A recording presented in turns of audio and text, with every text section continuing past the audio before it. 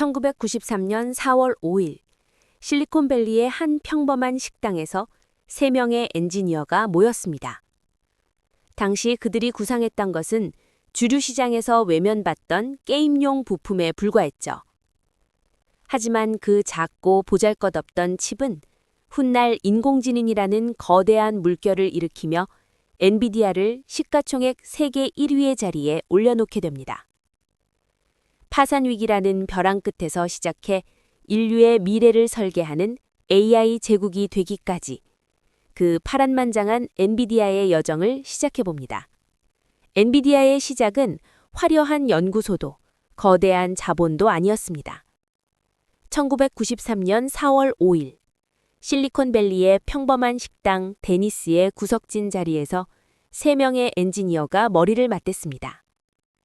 젠슨 황, 크리스 말라초스키, 커티스 프리엠은 당시 컴퓨터 시장이 아직 발견하지 못한 거대한 흐름을 직감하고 있었어요.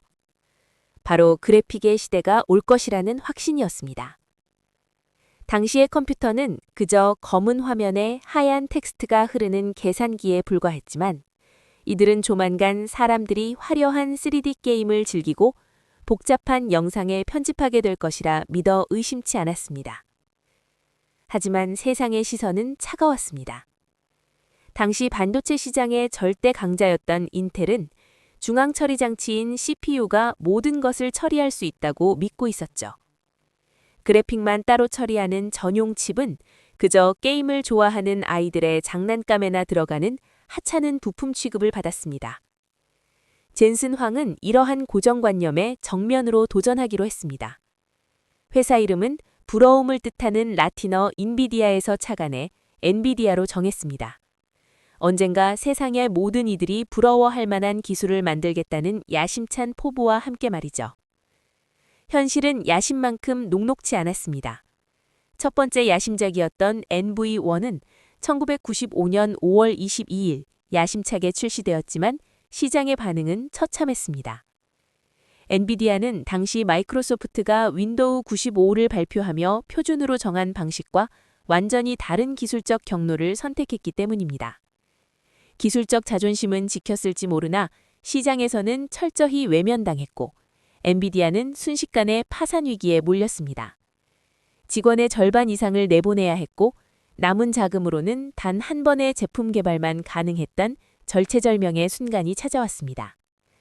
이때 젠슨 황은 물러서는 대신 도박에 가까운 승부수를 던졌습니다. 1997년 4월 8일 엔비디아는 마지막이라는 심정으로 리바 128을 세상에 내놓습니다. 만약 이 제품마저 실패했다면 지금 우리가 목격하고 있는 AI 혁명은 존재하지 않았을지도 모릅니다.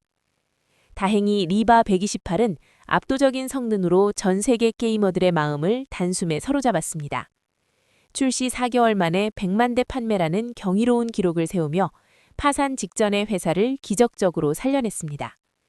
이 성공을 발판 삼아 엔비디아는 1999년 1월 22일 마침내 나스닥 상장에 성공하며 전 세계의 주목을 받기 시작합니다. 상장 이후 엔비디아는 또 한 번의 파격적인 기술 선언을 단행했습니다. 1999년 8월 31일 세계 최초의 GPU인 지포스 256을 발표한 것입니다. 이는 단순히 그래픽을 보조하는 장치를 넘어 칩 스스로가 복잡한 기하학적 연산을 직접 처리할 수 있는 능력을 갖춘 그래픽 처리 장치라는 개념을 세계 최초로 정립한 역사적인 사건이었습니다.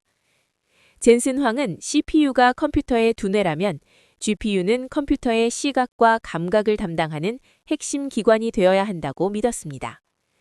이러한 집념은 결국 3D 그래픽 시장의 판도를 완전히 바꾸어 놓았습니다. 하지만 이는 더 큰 폭풍을 향한 서막에 불과했습니다.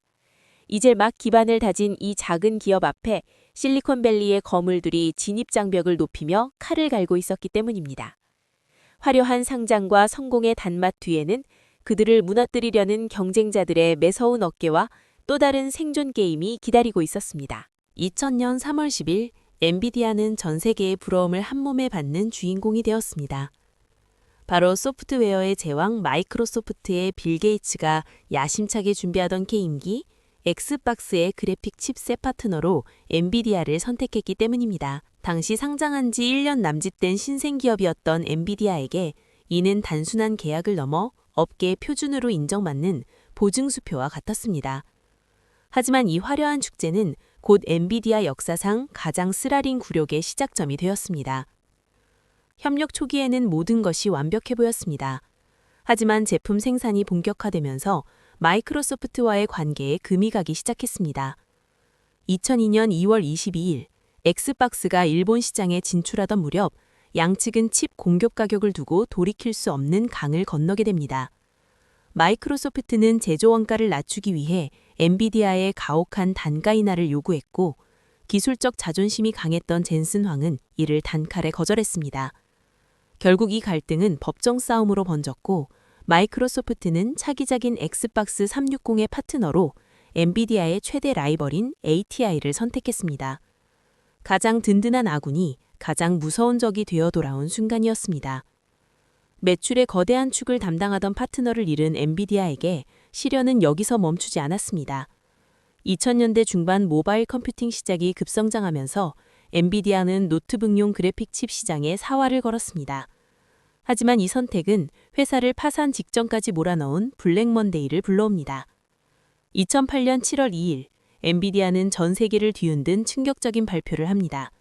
자사의 특정 노트북용 그래픽 칩셋에서 심각한 설계 결함이 발견되었다는 사실을 공식 인정한 것입니다. 이 결함은 범핑이라 불리는 칩의 연결 부위가 노트북 내부의 뜨거운 열기를 견디지 못하고 떨어져 나가는 치명적인 문제였습니다. 화면이 깨지거나 아예 켜지지 않는 증상이 속출했고 HP, 델, 애플 등 엔비디아의 칩을 사용했던 글로벌 제조사들은 분노했습니다. 2008년 한 해 동안 엔비디아는 이 문제를 해결하기 위해 무려 4억 7,500만 달러라는 천문학적인 비용을 리콜과 보상금으로 쏟아부어야 했습니다. 2008년 7월 초 20달러 선을 유지하던 주가는 불과 몇 달 만에 6달러 아래로 곤두박질치며 시가총액의 80%가 증발해버렸습니다. 시장은 엔비디아가 이제 끝났다고 평가했습니다. 하드웨어 결함으로 신뢰를 잃었고 대형 고객사들은 등을 돌렸으며 경쟁사들의 추격은 매서웠습니다. 매일 아침 눈을 뜨면 파산 가능성을 점치는 뉴스들이 쏟아졌고 직원들의 사기는 바닥을 쳤습니다. 하지만 이 처참한 굴욕의 나날 속에서 젠슨 황은 남들이 보지 못하는 지점을 응시하고 있었습니다. 단순히 더 튼튼한 칩을 만드는 것만으로는 거대 기업들의 갑질과 예기치 못한 기술적 한계를 극복할 수 없다는 사실을 뼈저리게 깨달은 것입니다.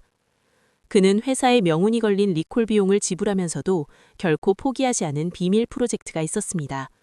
그것은 바로 그래픽 연산을 넘어 컴퓨터의 모든 계산 방식을 근본적으로 뒤엎는 새로운 생태계의 구축이었습니다. 모두가 엔비디아의 장례식을 준비하던 그때 젠슨 황은 아무도 이해하지 못하는 무모한 투자를 이어가며 반격의 기회를 노리고 있었습니다. 이 무모한 집착이 훗날 세상을 뒤흔들 인공지능의 심장이 될 것이라곤 그 누구도 짐작하지 못했습니다. 모두가 엔비디아의 파산을 점치던 2006년 11월 8일, 젠슨 황은 세상을 향해 기묘한 선언을 합니다. 바로 쿠다라고 불리는 새로운 컴퓨팅 아키텍처를 발표한 것입니다. 당시 사람들은 고개를 갸우뚱했습니다. 게이머들은 그래픽 칩이나 잘 만들지 왜 복잡한 프로그래밍 도구를 만드느냐며 불만을 터뜨렸고, 투자자들은 돈도 못 버는 소프트웨어 개발에 왜 수조 원을 쏟아붓느냐며 비난을 쏟아냈습니다. 하지만 이것은 엔비디아가 단순한 부품 제조사에서 세상의 계산 방식을 바꾸는 플랫폼 기업으로 진화하겠다는 선전포고였습니다. 쿠다의 핵심은 간단하면서도 혁명적이었습니다. 그래픽 연산에만 쓰이던 GPU의 수천 개 코어를 일반적인 수학 계산에도 사용할 수 있게 개방한 것이죠. 하지만 이 혁명적인 비전을 이해해주는 사람은 거의 없었습니다. 엔비디아는 매년 막대한 연구개발비를 쿠다 생태계 구축에 쏟아부었지만 수익은커녕 손실만 눈덩이처럼 불어났습니다. 2008년 하반기 전 세계를 덮친 금융위기와 앞서 언급한 리콜 사태가 겹치며 회사는 그야말로 벼랑 끝에 섰습니다. 월스트리트의 분석가들은 젠슨 황을 향해 당장 쿠다를 포기하고 본업인 게임용 칩에만 집중하라고 경고했습니다. 하지만 젠슨 황은 타협하지 않았습니다. 그는 오히려 매년 수조 원의 적자를 감수하면서도 모든 엔비디아 칩에 쿠다 기술을 기본적으로 탑재했습니다. 칩의 가격은 올라가고 효율은 떨어졌지만 그는 언젠가 과학자들과 연구자들이 이 엄청난 병렬 연산 능력을 필요로 할 날이 올 것이라고 확신했습니다. 이 무모한 집착은 무려 10년 가까이 이어졌습니다. 엔비디아 내부에서도 우리는 사실상 자선 사업을 하고 있다는 자조 섞인 목소리가 나올 정도였죠. 수익이 나지 않는 기술에 회사의 운명을 건 이 도박은 실리콘밸리 역사상 가장 긴 기다림의 시간이었습니다.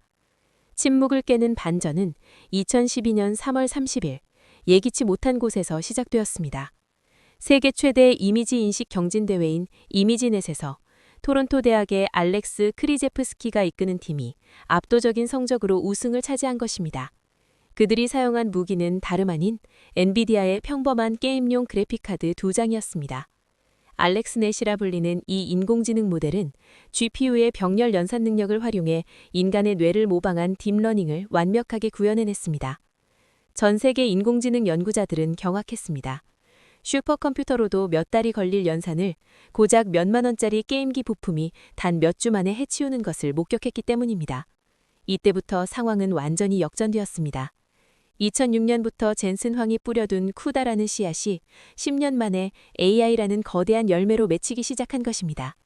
구글, 페이스북, 아마존 같은 거대 IT 기업들이 앞다투어 엔비디아의 문을 두드리기 시작했고 어제까지만 해도 쓸모없는 기술이라 비난받던 쿠다는 이제 AI를 구현하기 위해 반드시 거쳐야만 하는 유일한 관문이 되었습니다.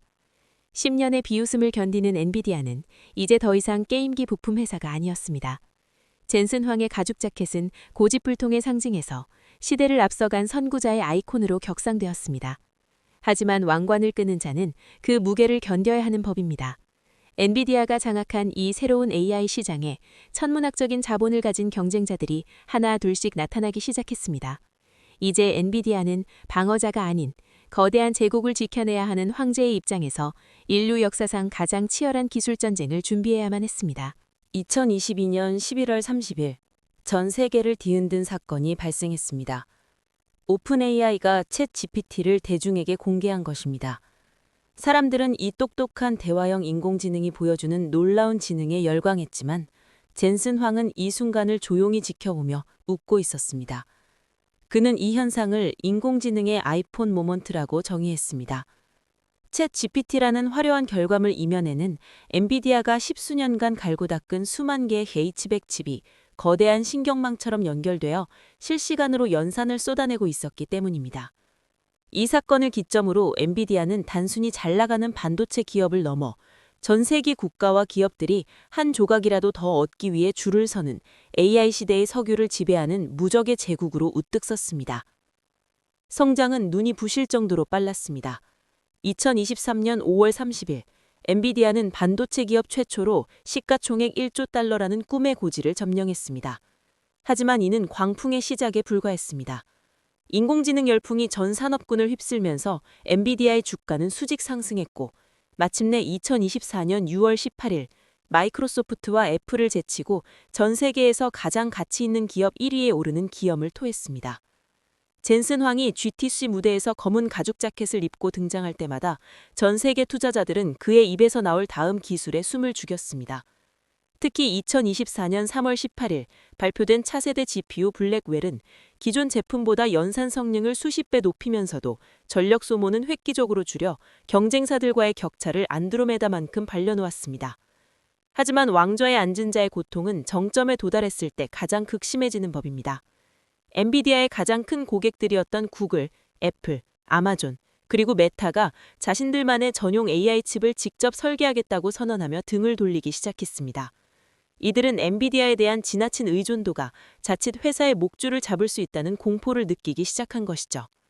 반 엔비디아 연합은 더욱 견고해졌고 경쟁사들은 엔비디아의 독점을 깨기 위해 오픈소스 생태계를 구축하며 거세게 압박해왔습니다. 여기에 전 세계적인 반도체 공급망의 불안정성과 국가 간의 지정학적 갈등은 엔비디아라는 거대한 제국을 언제든 흔들 수 있는 날카로운 칼날이 되어 돌아왔습니다.